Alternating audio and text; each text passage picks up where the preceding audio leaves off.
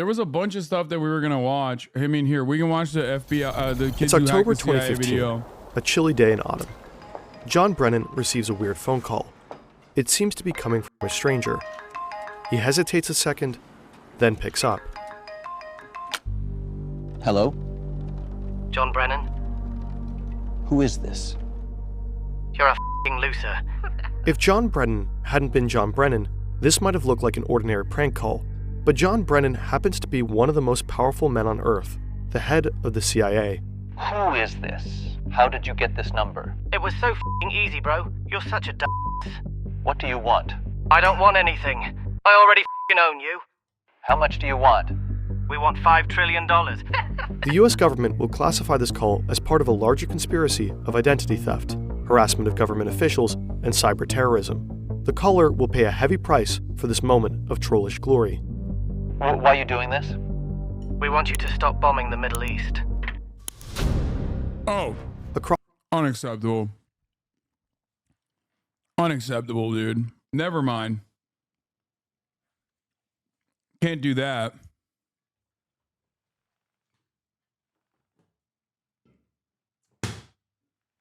That's terrorism. That's cyber terrorism for sure. Across the Atlantic, in a house in the West Midlands of England, a 15-year-old kid in his room, the phone still in his hand. He can't believe what he... European chatters are so funny. They're like, oh, the John Oliver video has been on YouTube since Sunday. It's like, yeah, if you live in Europe, you can see it. Not in America, okay? Just did. He calls himself Kraka, and he loves to smoke weed. In fact, he's high right now. He's also the leader of Crackers with Attitude. He and his companions terrorized and embarrassed the US security apparatus to a near incomparable degree. They leaked the personal data of police officers, FBI agents, and DOJ officials. They hand-delivered top-secret documents to Julian Assange. Some of the most publicized hacktivism attributed to Anonymous. They call themselves Anonymous. Yeah, it was actually them. These guys are fucking dope. What the hell? In part for the lulz. And this is their story. This was political.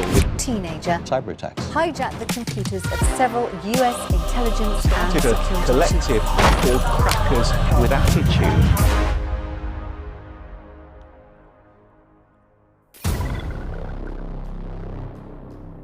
2008 in Virginia, a different kid who only calls himself Default.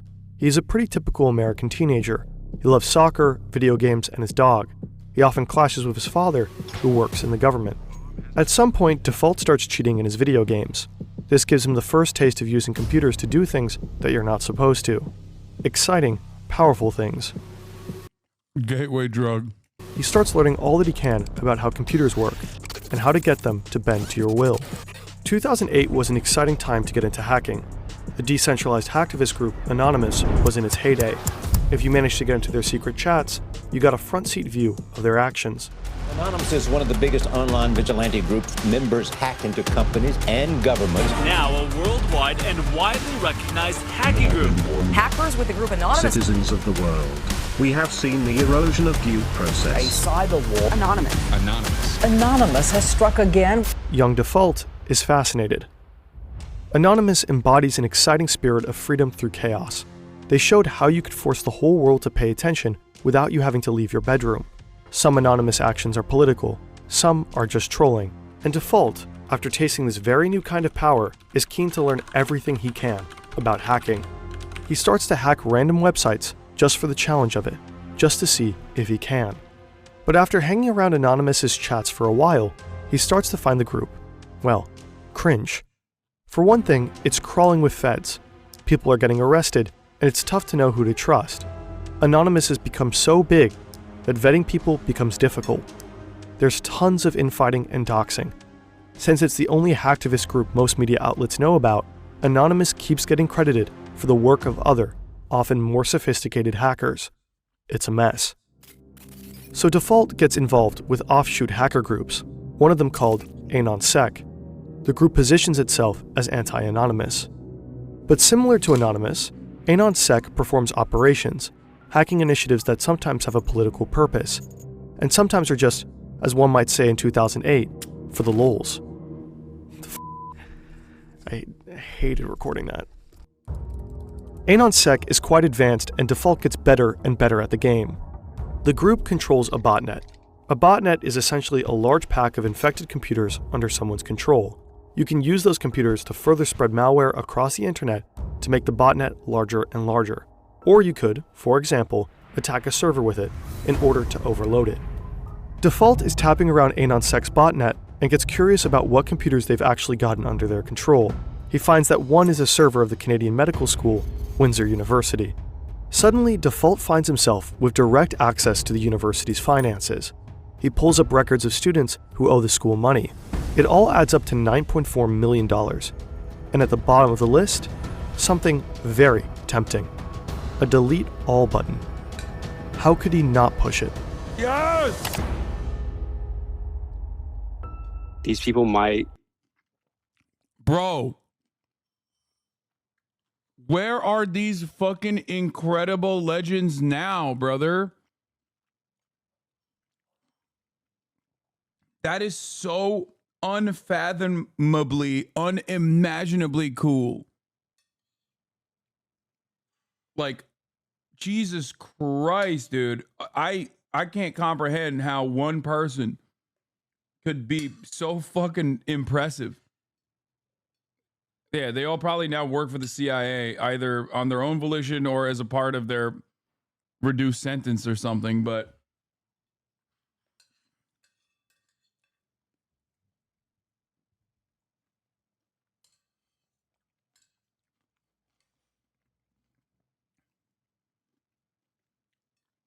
I wish shit really popped off like that still.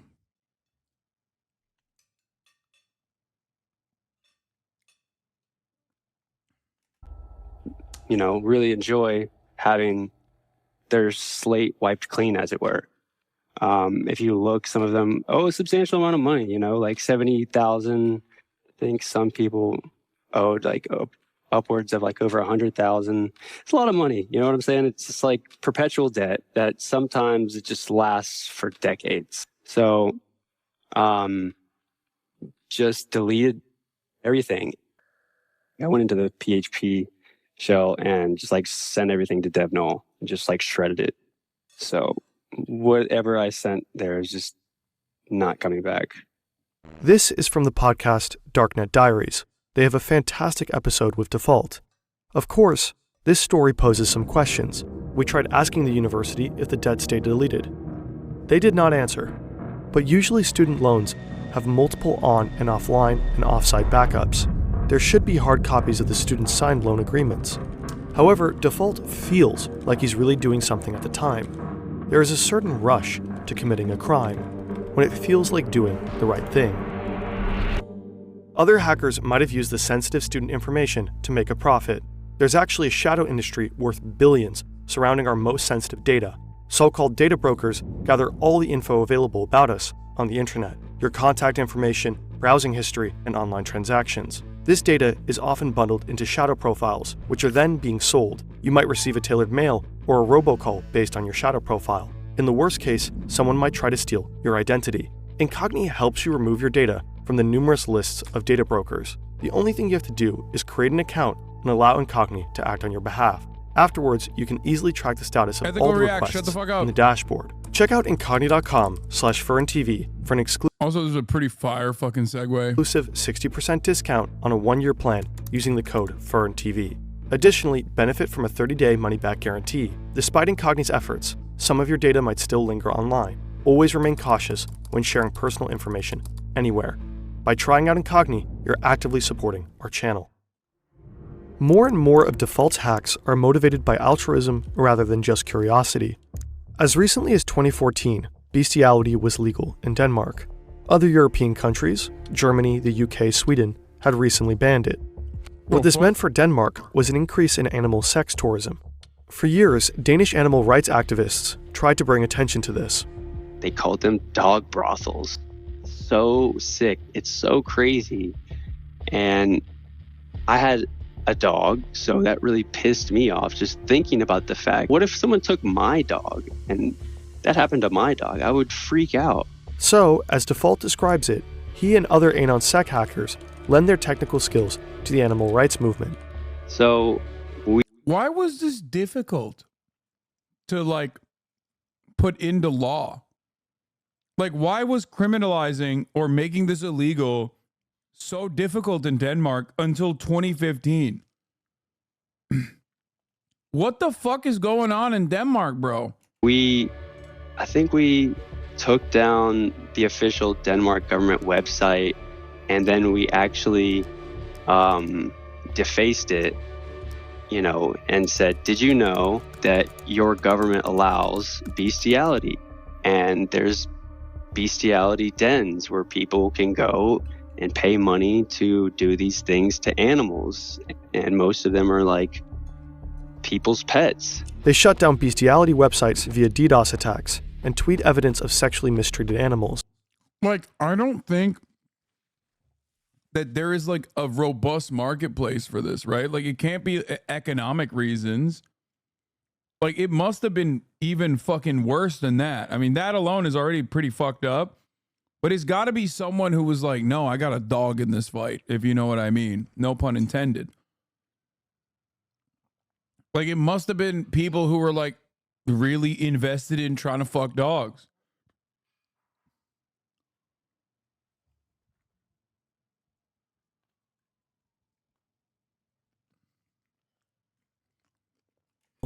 The information reverberates around the world and is widely condemned.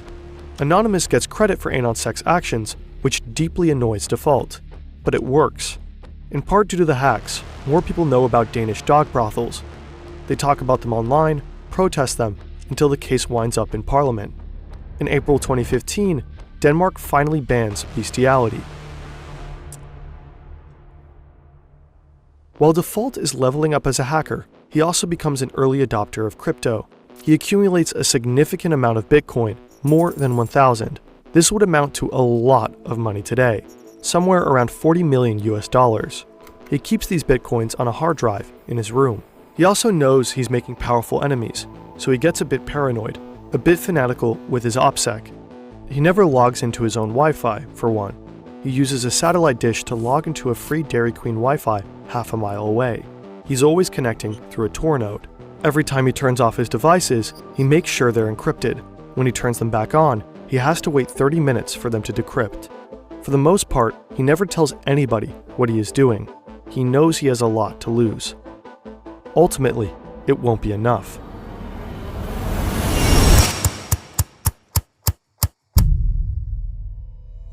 Back in May 2013, a 29-year-old US intelligence contractor also has a lot to lose. He has his own home in Honolulu, a loving girlfriend, and a salary of over $200,000 per year. But he's discovered a huge secret, and it's too big to keep. The US government has the ability to spy on pretty much any man, woman, child on Earth who has come into contact with a computer. And this contractor, unwittingly, has helped make that technology possible. He's haunted by this information and horrified that his government is violating its public civil rights so egregiously. He knows that revealing this information to anyone, a lawyer, a judge, or even Congress, would be committing felonies so severe that he would spend a lifetime in prison. He's worried he'll never see his family again, and he doesn't know what consequences they'll encounter if he blows the whistle. But he has to do it.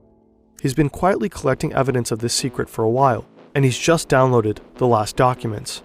He tells his employer, the US government, that he needs a couple of weeks off to manage his epilepsy. This buys him a bit of time to leave the country without arousing suspicion. He chooses Hong Kong because he views it as a bastion of free speech. He believes it's one of the few places in the world that could and would protect him from the wrath of the US government. There he meets journalists Laura Poitras and Glenn Greenwald and delivers evidence of what used to be waved off as a conspiracy theory. And so Edward Snowden becomes one of the most important whistleblowers of our modern time. Snowden's revelations scandalize the world and spark a long overdue debate about individual privacy versus national security. He inspires many young Americans like Default to take a good hard look at how their government functions. Default doesn't want to sit around and let surveillance happen to him. He wants high-ranking intelligence officials to know what it feels like to be spied upon, to have their private information stored and distributed, and to have it used against them. This is when he teams up with the Crackers with Attitude, founded by Kraka, the kid who's always high.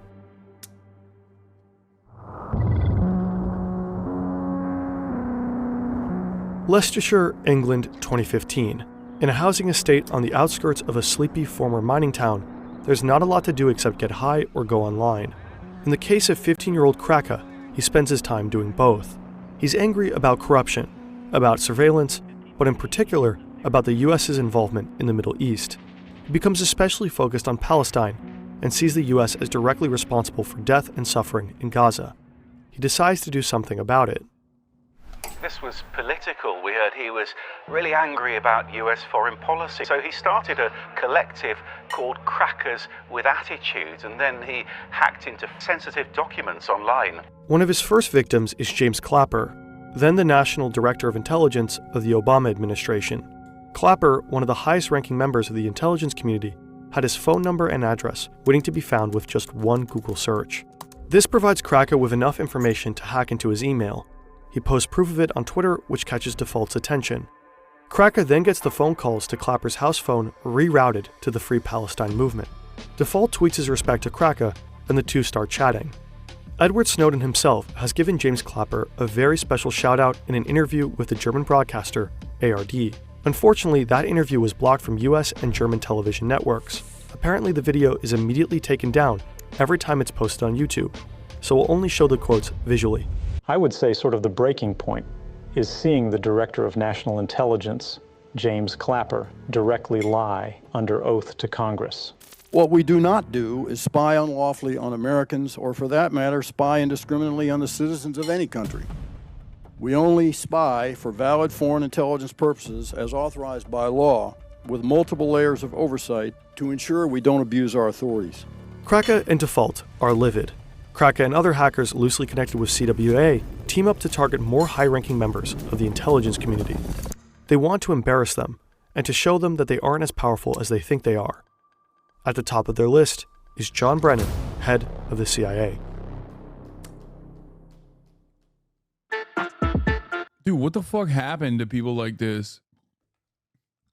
I mean, I guess the Edward Snowden situation kind of had a chilling effect on this kind of behavior, I guess.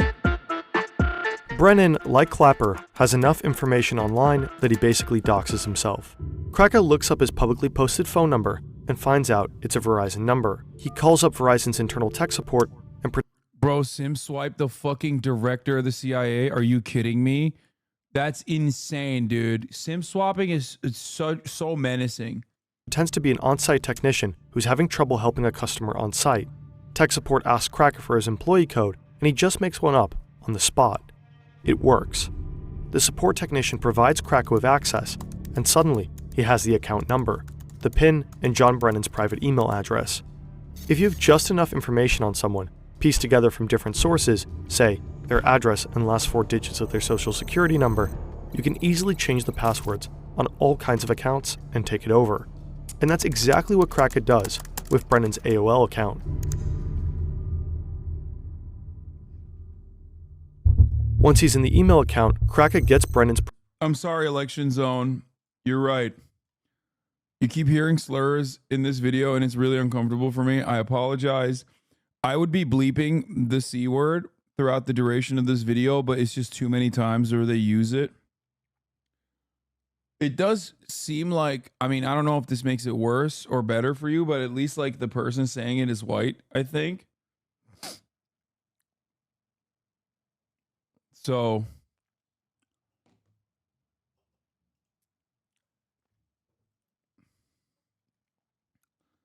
he's with a soft A and it's a white guy saying it, I think. Private cell number and shares it with Default. And so they start spam calling the director of the CIA, relentlessly calling him and his family. I told him he was a piece of shit. Basically, like, y'all are awful people. Like, really. Like, you're not doing any net positive things for the world. You're just not. John Brennan is freaked out. Sure, the calls are little more than a prank, but how could he know that? At the time, nobody knew who was behind the calls, or what their intentions were. Brennan has to lay low for a while in hiding, with extra security details for himself and his family. At the same time, Kraka's breach into Brennan's email gives him access to sensitive documents. Kraka first posts screenshots on Twitter, but then, egged on by Default, and maybe... Oh, that's so funny, bro. Come on. You fucking put the director of the CIA in like a in like a military compound. That's Be asking awesome. himself, what would Snowden do? He decides to hit up WikiLeaks. Julian Assange himself takes interest. He publishes the documents in October 2015. They include Brennan's 47-page SF-86 application, a sensitive form required for obtaining top-secret government security clearance. The form reveals his criminal history, psychological records, past drug abuse, and other details nobody would want about themselves online. Not only that, from Brennan's emails, WikiLeaks publishes Bush-era recommendations for how the presidency should operate in the Middle East. There's also an internal congressional correspondence from the Senate Select Committee on Intelligence that offered suggestions on how to make future interrogation methods, also known as torture, compliant and legal. The breach cost the agency $1.5 million in damages and relocation That's it? costs, as several operatives went into hiding before they knew that there was basically no threat level. Above all, it was widely embarrassing. Hacking into Brennan's email was laughably easy. This is true, and it's true that you guys have actually broken into his private email account. How difficult would you say it is? You mean out of 10? Sure, out of 10. 1. 1. There's a lot of, I guess, private information, really. He's pretty stupid, really. He's supposed to be so high in the government, like head of CIA, that he should be a bit more. If you can have access to this level of sensitive information and you're vulnerable to being SIM swapped, I don't know what to tell you. What the fuck?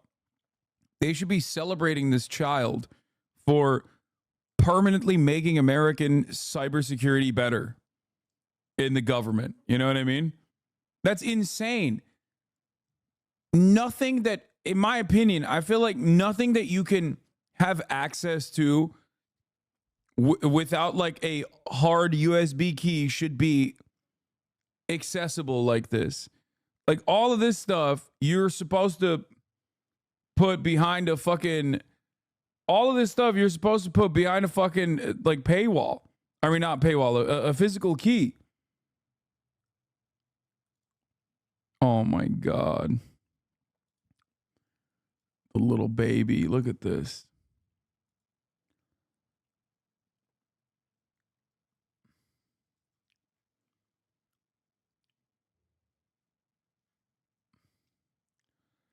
This level of classified intel needs to be behind like a physical key.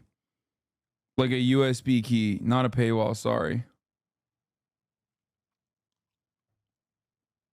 Am I crazy about this? Like, what the fuck? Do they have no fucking interest in cybersecurity at all? Can you give us any indication of your background? I mean, how old you are you in the United States? I mean, anything you can tell me about yourself? Yeah, I'm below the age of 20 years old. I smoke pot, and I live in America. And you smoke pot? All day, every day. We wonder what John Brennan must have thought while undoubtedly watching this in his relocation house. What fury must have built up inside him. The CWA aren't done. They release more. Have you learned nothing from lockpicking lawyer physicals not secure? No, dumbass. You don't understand what I'm saying. There are physical keys that you can use to access certain types of software, as in something that you have to carry on your person. I don't mean literally like a fucking, I don't mean a literal key, a YubiKey. Not like a fucking lock that you can pick.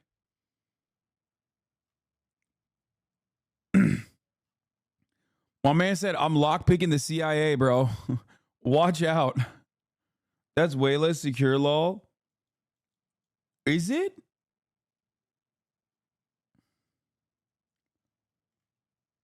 I thought like some kind of,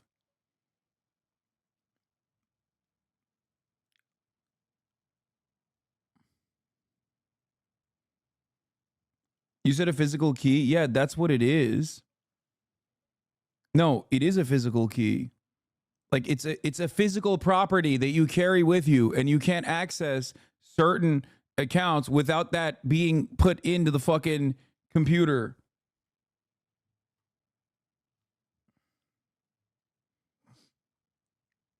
Safest is multi-factor. Yeah, multi-factor plus what I'm talking about. I think that's like the most the highest level of security you can arrive at that is commercially available.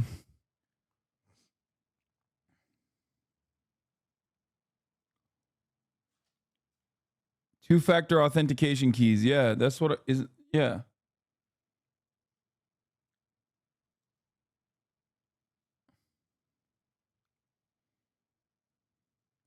CAC cards in the military, they have them, and yet shit gets leaked in Discord servers and Thunderbird forums or whatever the fuck that game is called all the time.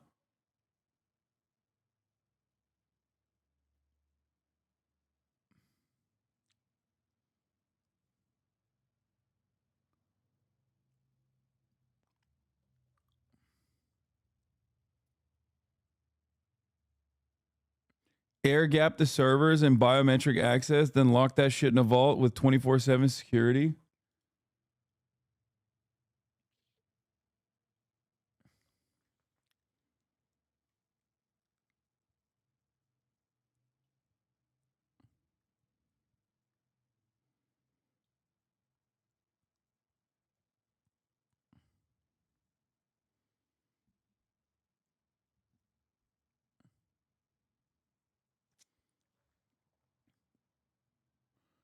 It is physical. We use it as triple factor authentication. Now all you government uses it pretty much. Bro started the stream muted talking about cybersecurity. I mean, it's funny that you're saying that, but I'm not wrong.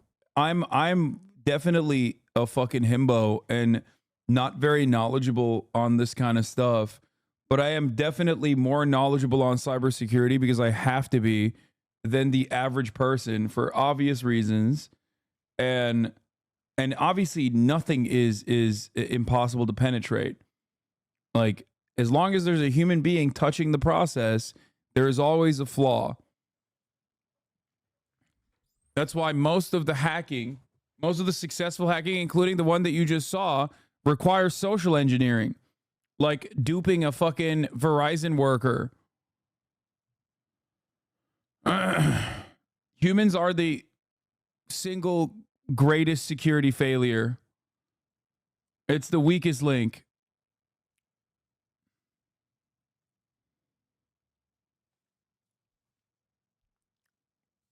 But yeah.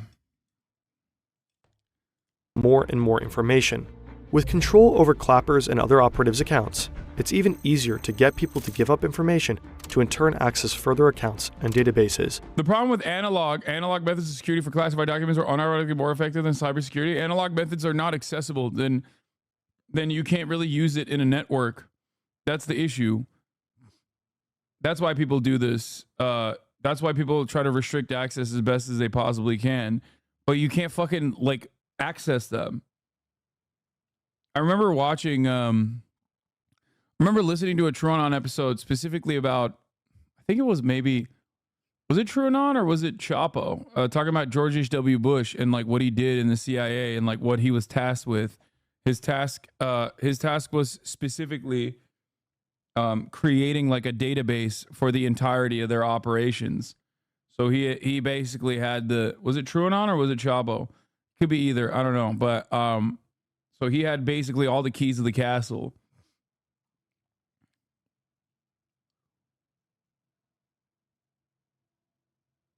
Because before then, everything was analog. But, you know, when it's analog, paperwork gets shredded. It's very difficult to get access. You might not even know what to search for. You don't know who to search for, what to search for. So when all of that information gets logged as data, you can at least make it searchable. But then it's easier to penetrate off-site. It's easier to penetrate without actually ever stepping foot inside of an office building. They gain access to FBI's Deputy Director Mark Giuliano's account. There, they discover a database with personal information of 9,000 Department of Justice officials and 20,000 FBI agents. They post it. They then get access to the Justice Department's Joint Automated Booking System, which has records on all U.S. prisoners. They check out the records of fellow hackers like Jeremy Hammond, and post those online as well. They wreak havoc and embarrass one institution after another. Did these kids really think that they were going to get away with it? At the time, I really didn't care. I just that was towards the end of the run and was just like, all bets are off.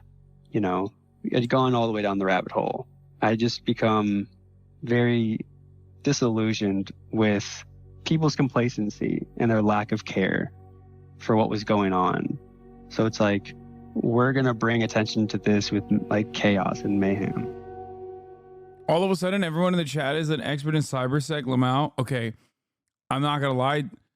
This is Twitch. This is perhaps one of the only places.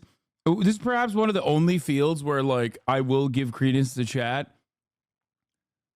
It's like half the fucking chat is in some form of like comp sci or IT. So there definitely is a lot of people here that know or are knowledgeable about cybersecurity. I'm sure there's some. I would never say that about any other issue.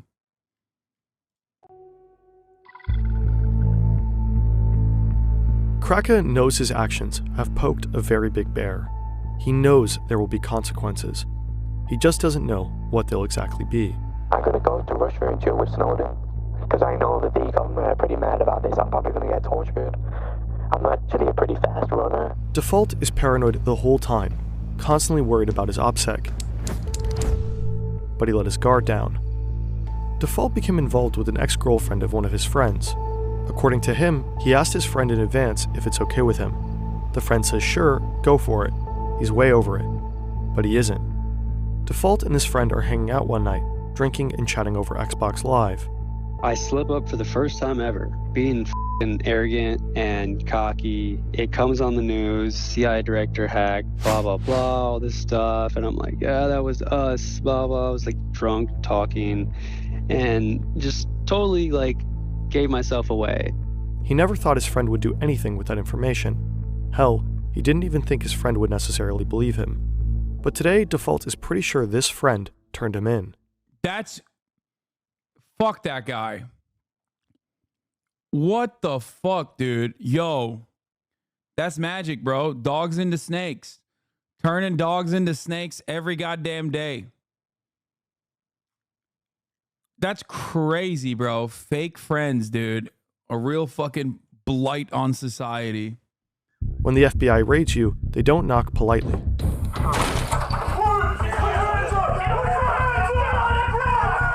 FBI agents enter Default's room just as his computer finishes decrypting. They are pointing assault rifles in his face. They drag him out of his room, flash copy his hard drive before it re-encrypts, and seize all of his equipment. Default knows he's finished, but the worst part, watching the agents carry off his hard drive. The hard drive with nearly 1,000 Bitcoin. He blacks out. Kraka, too, gets raided by the British police forces, and his computers are confiscated.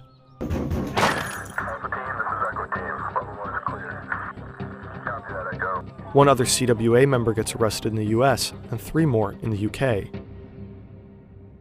Since Kraka was underage and in the United Kingdom, he got a lenient sentence. He spent 2 years in a juvenile detention center.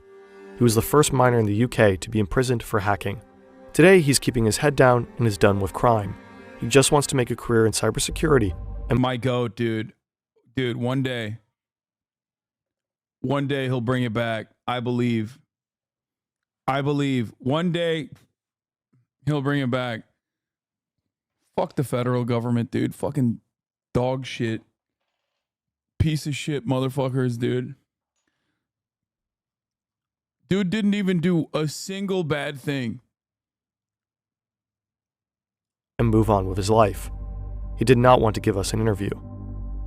Default, even though he was less involved, paid a much higher price. He went straight to federal prison with a 5-year sentence. He had to pay $145,000 in restitution, and due to COVID regulations, spent a significant amount of that time in solitary confinement. Well, that's oh God, I fucking hate America so much.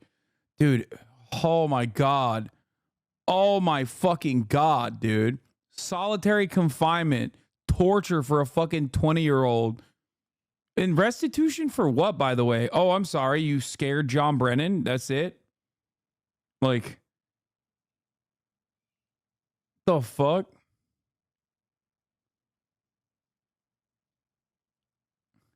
While pleading in court, he said, "I thought what I was doing was right in terms of political justice. It was. But 2 years later, I realized I was completely wrong." That's rough. Fuck. Snowden, too, didn't have a relaxed time fighting asylum in Russia. Shortly after his leak, intelligence officials publicly fantasized about killing him.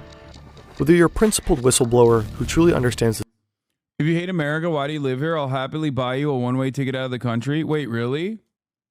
Do it. Right now. Buy me a ticket to Japan, one way. First class. Do it right now. That's sick. Do it right now. Do it right now, pussy. You won't. No, that'd be sick. Do it. Do it, do it, do it, do it, do it, do it, do it, do it. I'll buy you a ticket to North Korea. Fine. Okay. How do we get to North Korea? Through China. Okay, do it. Give me a first class ticket to China right now. Because you can't actually fly directly into North Korea from the United States of America. Do it. Buy me a ticket to China. Oh, even better. Oh my God, this guy's awesome. That's so sick.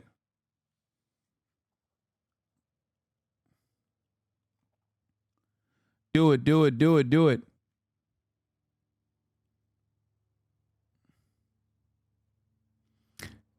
If you gift the equivalent of subscriptions in this chat for a one-way ticket to China, I will promise you that I will fly there. No. Don't do this like asking a question.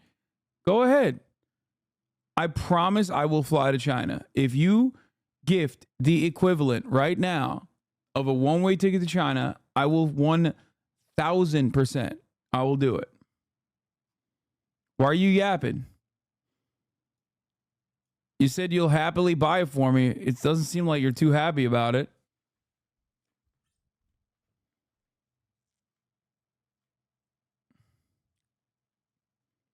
Don't deflect. You will fly to China and never come back. Do you really hate this country that much? No. You just said one-way ticket. Don't ask any other questions. You said you're happily going to buy me a one-way ticket out of the country. Don't backpedal. No backtracking. Don't fucking backtrack, bitch. Give it to me. Broke boy. $700 of subs. Sure.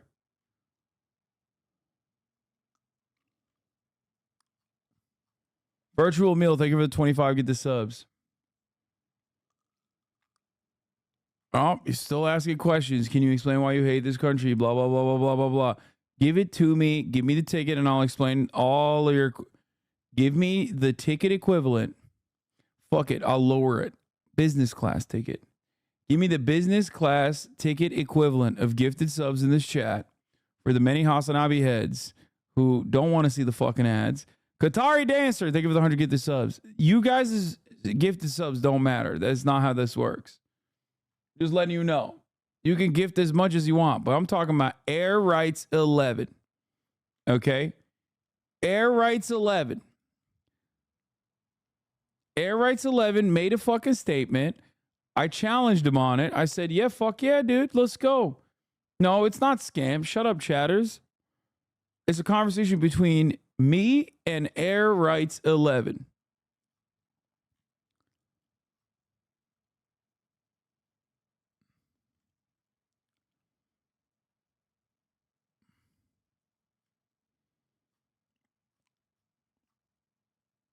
Come on, broke boy. I'll answer all your fucking questions after you do it.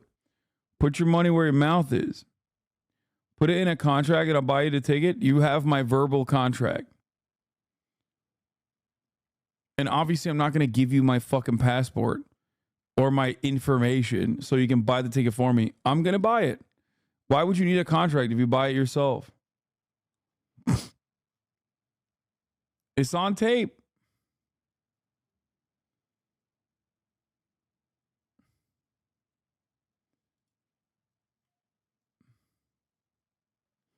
Come on.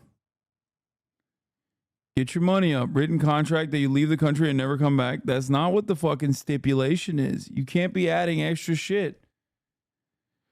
You said, I'll happily buy you a one-way ticket out of the country. I'll gladly leave. Okay? What I do after I leave is up to me. Damn, dog. First class tickets to China going up right now. My preference is Shanghai. And that's seemingly cheaper too for you. So look at that, bro. You put me in a nonstop flight for 13 hours and 40 minutes.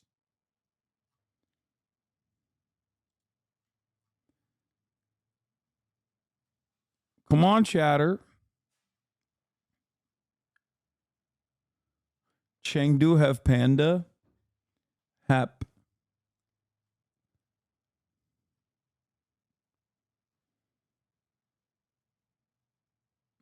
Think about it. If I come back to America, I'd be admitting it's better than China.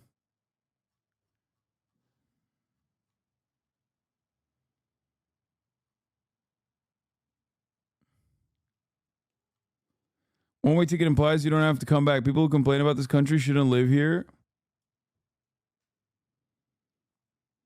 There's no implication. You said you'll buy me a one-way ticket out of the country. However long I choose to be out of the country is up to me. Maybe I come back, maybe I don't. If I come back, that means, guess what? America's better than China, I guess.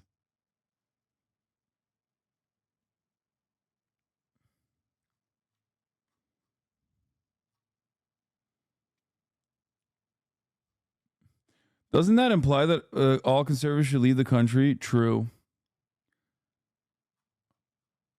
I love that. The thing is, one of the things that I like about the United States of America that I glaze consistently is the supposed theoretical First Amendment, freedom of speech, freedom of expression rights that we have. And yet, every time I express it, there's always some dumb motherfucker in the chat chirping, being like, wow, dude, if you don't love it, why don't you leave? It's like, bro, first of all, America's fucking awesome for me, dumbass. It's awesome. It's not awesome for you. You should be the one chirping, not me. And yet you get mad at me for chirping on your behalf. It makes no dang sense. It's so weird. America is a fucking playground for adults as long as they are wealthy enough. Okay? 100%.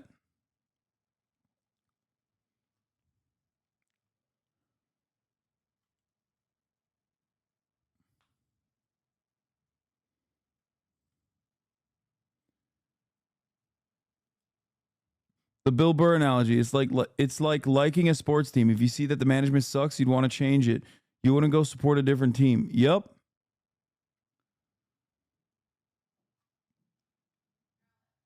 It's dumb as hell, bro. The significance of what you're leaking, or a stone teen furious at the world's injustices. Messing with the US government will change the course of your life forever. So make sure it's worth it. In December 2023, the Biden administration... Check this Reddit account. He's a Wall Street Bets Andy. I know. I mean, of course he is. Now I know he definitely doesn't have enough money to fucking buy a one-way ticket to China. A very controversial, especially business class or first class, controversial surveillance program. The act allows the administration to spy on anyone in the world without warrant, including its own citizens.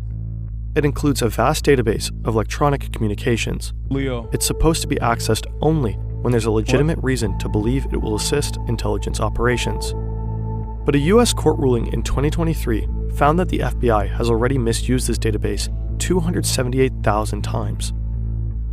Unlawful searches were particularly rampant between 2016 and 2020. They've snooped in the private communications of donors to various congressional candidates.